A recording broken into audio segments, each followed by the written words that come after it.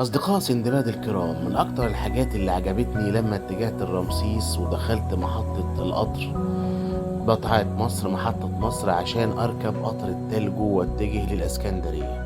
أولا المحطة اختلفت خالص أصدقائنا، بقت فيها مطاعم ومولات، وتخشها كده بالمكنة اللي هي زي مكنة المترو بالظبط.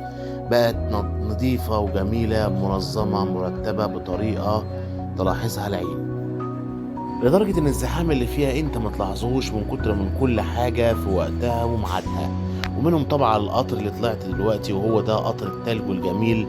وهنا برضو بدأت أصور لكم كل حتة فيه، وفعلا قعدت في القطر وأنا منبهر بجماله وحلاوته، من الكراسي الجميلة،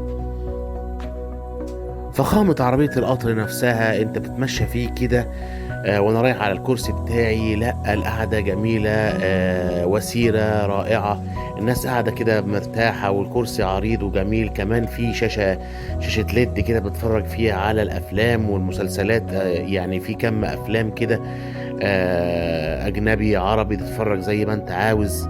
بصراحة العربية نفسها من شياكتها وجمالها كانت رائعة. كمان طلبنا وجبة الجميلة دي، رز وفراخ، كانت جميلة ومشبعة جدا. كمان كان في مكان تقدر تحط فيه شاحن التليفون بتاعك عشان تشحنه. الحقيقة كانت طفرة في القطارات اللي عهدتها وتعودت عليها، من زراير لأماكن للشحن.